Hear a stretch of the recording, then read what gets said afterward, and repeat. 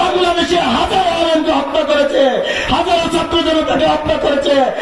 হাসিনা সরকারের পতন হয়েছে এবং ভালোভাবে দাওয়াত দিয়ে সংগঠিত করে সংঘবদ্ধভাবে প্রশিক্ষণ দিয়ে আগামী দিনের জন্য প্রস্তুত করা। সুন্দর সমাজ, সুন্দর দেশ ও ন্যায় বিচার প্রতিষ্ঠা করার লক্ষ্যে নিরলস কাজ করছে বাংলাদেশ জামায়াত ইসলাম। আগে থেকেই জনপ্রিয় ধর্মপ্রাণ দলটি সরকার পতনের পর দিন দিন বৃদ্ধি পাচ্ছে ব্যাপক জনপ্রিয়তা, বৃদ্ধি পাচ্ছে কর্মীর সংখ্যা। পাড়া কিংবা মহল্লায় ক্ষুদ্র বড় পরিসরে কর্মী সভার আয়োজন করে দলকে সুসংগঠিত করছে তারা। প্রত্যেক কর্মী সভায় অংশগ্রহণ করছে জেলা পর্যায়ে শীর্ষস্থানের নেতৃবৃন্দরা। বাংলাদেশে হাজারো আলেমকে হত্যা করেছে, হাজারো ছাত্র জনতাকে হত্যা করেছে। তারা সর্বশেষ জুলাইয়ের মধ্যে সেদিন ছাত্রদের আন্দোলনে গুলি করে পাখির মতো হত্যা করেছে হাজারের অধিক ছাত্র, ঠিক কিনা বলেন?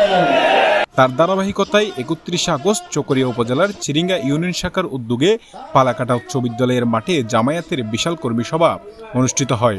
অনুষ্ঠিত সম্মেলনে প্রধান অতিথি হিসেবে উপস্থিত ছিলেন কক্সবাজার জেলা জামায়াতের আমির মাওলানা অধ্যক্ষ নূর আহমেদ আনোয়ারি।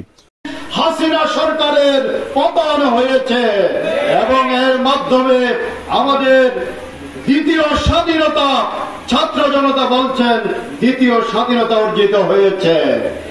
আজকের এই মুক্ত স্বাধীনতা, আজকের এই মুক্ত পরিবেশ, স্বৈরাচার পতনে যারা বলিষ্ঠ ভূমিকা পালন করেছেন আমরা তাদেরকে শ্রদ্ধা জানাই।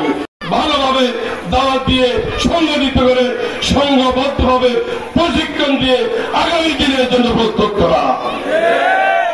প্রধান আলোচক হিসেবে উপস্থিত ছিলেন চকরিয়া পেকুয়া আসনের সংসদ সদস্য প্রার্থী আব্দুল আল ফারুক, কক্সবাজার জেলা ও যুবক ক্রীড়া বিষয়ক সম্পাদক মাওলানা হেদায়েতুল্লাহ, চকরিয়া উপজেলা আমির মাওলানা আবুল বশর, কক্সবাজার জেলা ছাত্র শিবিরের সভাপতি মুসা বিপ্লব, চকরিয়া উপজেলা কর্মপরিষদ সদস্য মাস্টার মোহাম্মদ হুসেন, চকরিয়া উপজেলা দক্ষিণের সাবেক আমির মাওলানা মোজাম্মেল হক, কর্মপরিষদ সদস্য মাস্টার জুনায়েদ, ভোরেতলী ইউনিয়ন পরিষদের চেয়ারম্যান সালেকুজ্জামান, ইউনিয়ন জামায়াতের সভাপতি নুরুন নবীর সভাপতিত্বে অনুষ্ঠিত সভায় সঞ্চালনা করেন ইউনিয়ন জামায়াতের সেক্রেটারি কফিল উদ্দিন। সমাজ, উপজেলা, জেলা থেকে শুরু করে প্রত্যেকটা স্তরে যতক্ষণ পর্যন্ত ন্যায় বিচার প্রতিষ্ঠিত হবে না, ততক্ষণ পর্যন্ত ইসলামী ছাত্র শিবির এখানে রাজপথে থাকবে ইনশাআল্লাহ। শফিউল করিম সবুজ, চকরিয়া এক্সপ্রেস, নিউজ ডেস্ক।